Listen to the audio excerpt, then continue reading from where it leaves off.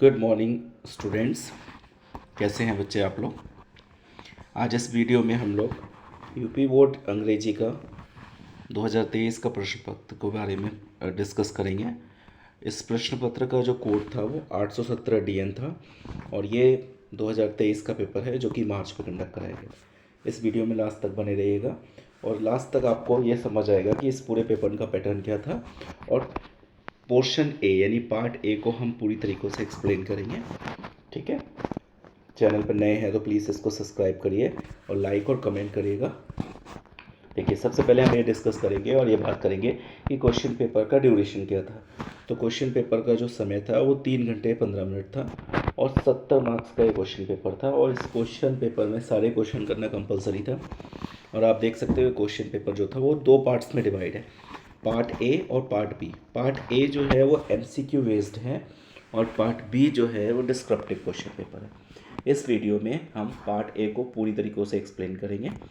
ठीक है, तो देखिए सबसे पहले पार्ट ए की तरफ बढ़ते हैं और उसमें देखिए सबसे पहला जो क्वेश्चन है वो आपका आ रहा है मल्टीपल चॉइस क्वेश्चंस, यानी कि आपके एक क्वेश्चंस के मल्टीपल चॉइस दिए होंगे और उनमें से एक आंसर देना है।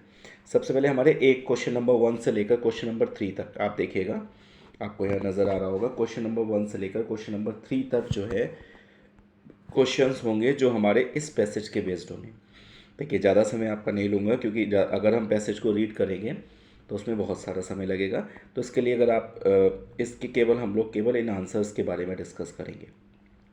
तो देखिए, the first question of this passage यानी पहला क्वेश्चन इस पैसेज का क्या था, which one of the following statements sums up the meaning of this passage. यानी ये 4 स्टेटमेंट दिए हैं, इनमें से ऐसा कौन सा स्टेटमेंट है जो इस पैसेज के मीनिंग यानी मतलब को सम अप करता है या पूरी तरीक़ों से संतुष्ट करता है। तो इसका जो आंसर रहेगा वो आंसर थर्ड रहेगा, luck is self indulgent but labour is selfless. ठीक है, यानी लक जो है वो आपके पास सेल्फ रहता है यानी आपको मिल जाता है, लेकिन लेबर जो है वो सेल्फलेस है, उसको आप करेंगे तभी होगा। ठीक है, अब हम नेक्स्ट क्वेश्चन की तरफ बढ़ेंगे जो कि इसका सेकेंड क्वेश्चन है इस पैसेज का, which one of the following which one of the statement is true about the passage. यानी 4 स्टेटमेंट है, इनमें से कौन सा ऐसा स्टेटमेंट है जो पैसेज के बारे में ट्रू है। यानी अगर आप पैसेज पढ़ेंगे तो आपको समझ आएगा कि कौन सा स्टेटमेंट पैसेज के बारे में ट्रू। तो देखिए, पूरी पैसेज जो है वो इस बात पर डिपेंड करती है और इस बात पर डिपेंडेंट है कि आपको लक पे डिपेंड नहीं रहना है, आपको हमेशा हार्ड वर्क करना है। तो इसका जो एग्जैक्ट आंसर रहेगा वो रहेगा, success is exactly proportionate to hard work. यानी सक्सेस आपको जब ही मिलेगी जब आप हार्ड वर्क करेंगे, क्योंकि इस पैसेज का पूरा सारांश ही ये है। ठीक है, और इस पैसेज का जो थर्ड क्वेश्चन है देखिए, which word in the passage is opposite of failure. यानी पैसेज को जब आप पढ़ेंगे तो उसमें एक शब्द मिलेगा फेलियर, उसका विलोम शब्द क्या होगा, यानी एंटोनियम्स क्या होगा। तो देखिए, फेलियर मतलब आप फेल हैं, किसी भी चीज़ में फेल हो गए, और उसका अपोजिट क्या होगा तो क्लियरली समझ आ जाएगा कि उसका अपोजिट है सक्सेस। यानी आप जब सक्सेस होंगे तो आपके अंदर फेलियर, यानी फेलियर और सक्सेस आपकी लाइफ में एक साथ नहीं रह सकता, या तो आप सक्सेसफुल होंगे या आप फेलियर होंगे। तो ये इसका क्या है, विलोम शब्द। ठीक है, अब हम देखिए क्वेश्चन नंबर 4 से 8, फिर से नज़र देखिए, मैं हाईलाइट करता हूँ। क्वेश्चन नंबर 4 से 8 जो है वो ग्रामर बेस्ड है, जिसमें आपके 4 ऑप्शंस हैं ग्रामर के बेसिस पे और एक एक ऑप्शन को हमको चूज़ करना है। देखिए, सबसे पहला क्वेश्चन है question number 4, as soon as I reached the school the bell. देखिए, जैसे मैं स्कूल पहुंचा, अब यहाँ पे बात हो रही है पास्ट टेंस की कि मैं पहुंच गया स्कूल, यानी आप स्कूल जा चुके हैं, तो इसका आंसर भी पास्ट टेंस के अकॉर्डिंग होगा। देखिए, रिंग्स जो होगा वो प्रेजेंट इंडेफिनिट है, जो कि इसका आंसर नहीं होगा। विल रिंग फ्यूचर है, इस भी नहीं होगा, परफेक्ट भी नहीं होगा। तो इसका जो करेक्ट आंसर होगा वो होगा बी, दैट इज़ रैंक। यानी जैसे ही मैं स्कूल पहुंचा हूँ बैल भी बज चुकी थी। ठीक है, बज गई। अभी हैड टू रिपेंड फॉर, इसका आंसर जो रहेगा वो रहेगा फॉर। ठीक है, नेक्स्ट क्वेश्चन है देखिए, the Ganga is a Holi river, identify the adjective. अब देखिए, एडजेक्टिव जो है वो विशेषण होता है और विशेषण किसी भी चीज़ की क्वालिटी बताता है, यानी विशेषता बताता है। अब आप देखिए, विशेषण जो है वो नाउन की विशेषता बताता है। तो जब हम इस पैसेज को अच्छे से देखेंगे तो यहाँ पर है the Ganga is a Holi river. अब देखिए, यहाँ पर द गंगा जो है वो सब्जेक्ट हो गया, इज़ एक हेल्पिंग वर्ब हो गया, आ होली और रिवर, ये चार। जो रिवर हो गया वो आपका ऑब्जेक्ट हो गया। तो आप दोनों तरफ देखेंगे तो इसमें होली, होली मतलब होता है पवित्र। कोई भी नदी, अब यहाँ पर हम कैसे पहचानेंगे कि होली इसका करेक्ट आंसर है? क्योंकि देखिए रिवर नहीं होगा, रिवर कोई भी विशेषता नहीं है क्योंकि बहुत सी नदियाँ हैं। गंगा की विशेषता रिवर नहीं है, ठीक है। इज़ होगा नहीं क्योंकि वो हेल्पिंग वर्ब है। ए होगा नहीं, तो क्या आंसर बनता है इसका? होली। होली का मतलब पवित्र, यानी कि दुनिया में सारी नदियाँ पवित्र नहीं है लेकिन गंगा जो है वो एक पवित्र नदी है, इसलिए इसका आंसर होली होगा, ठीक है। अब देखिए हम क्वेश्चन नंबर 7 की तरफ बढ़ेंगे और इस क्वेश्चन नंबर 7 में कुछ शब्द दिए हैं और उन शब्दों के बेसिस पे, जैसे ये सारे शब्द दे रखे हैं, इनको ऐसे मर्ज करने हैं कि एक मीनिंगफुल सेंटेंस बन जाए, यानी एक ऐसा सेंटेंस बन जाए जिसका कुछ मतलब निकले। तो पहला सेंटेंस कोई मतलब नहीं है, अब इसका आंसर जो रहेगा वो रहेगा B.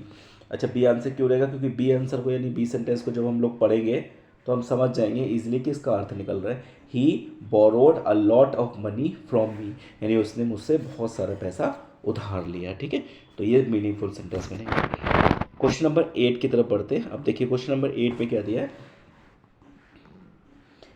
Which of the following words is misspelled, यानी इनमें से ऐसा कौन सा शब्द है जो कि जिसकी स्पेलिंग जो है वो गलत है। तो देखिए डिसीव की स्पेलिंग बिल्कुल सही है, अचीव की स्पेलिंग बिल्कुल सही है, रिसीव की स्पेलिंग बिल्कुल सही है। अब यहाँ पर जो गलत स्पेलिंग है वो है ब्लीड, ठीक है। तो यही इसका करेक्ट आंसर होगा।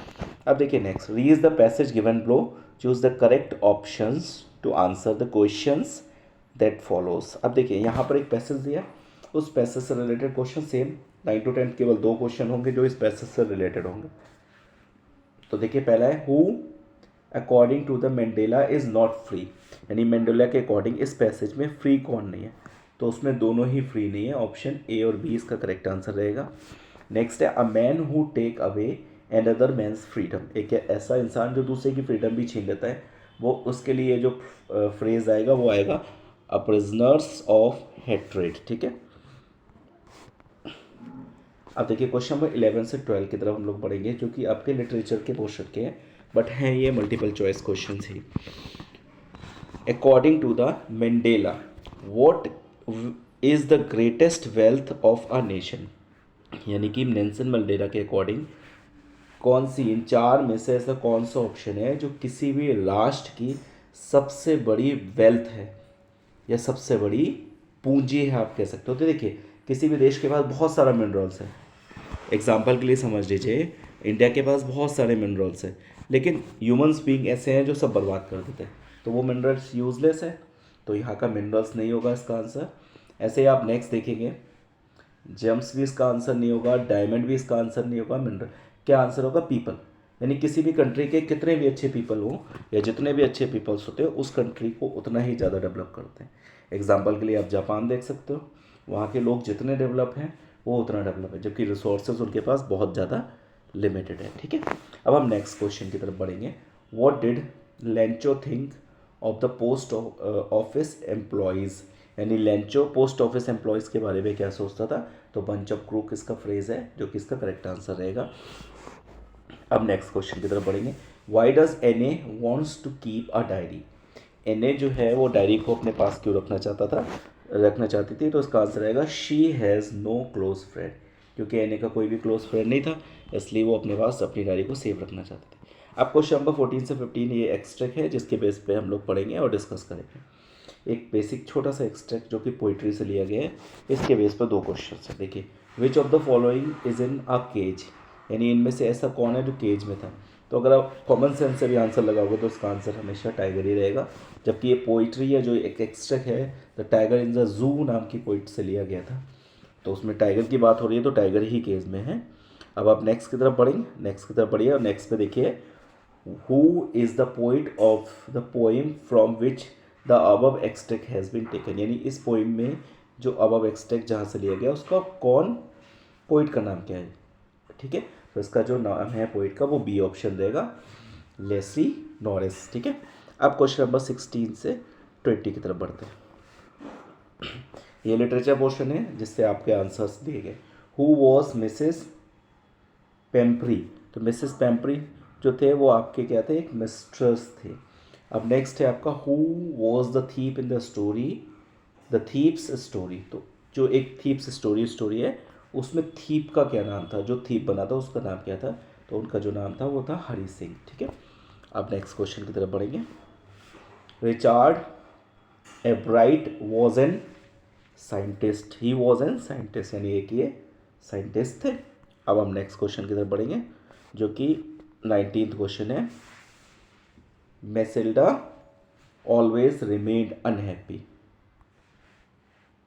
ठीक है, अब नेक्स्ट क्वेश्चन जो है आपका लास्ट क्वेश्चन है, उसके बाद नेक्स्ट वीडियो ज़रूर वॉच करिएगा जिसमें मैं पार्ट बी के सब्जेक्टिव पोर्शन को भी एक्सप्लेन करूँगा। ठीक है, नेक्स्ट लास्ट क्वेश्चन जो है वो who was Ram Lals elders daughter, यानी रामलाल की जो सबसे बड़ी बेटी थी उसका क्या नाम था या कौन थी, तो उसका नाम जो था वो था राधा। ठीक है, थैंक यू वेरी मच, बहुत अच्छा लगा आप लोग से बात करके और आई होप कि आप लोग नेक्स्ट वीडियो भी ज़रूर देखेंगे। धन्यवाद।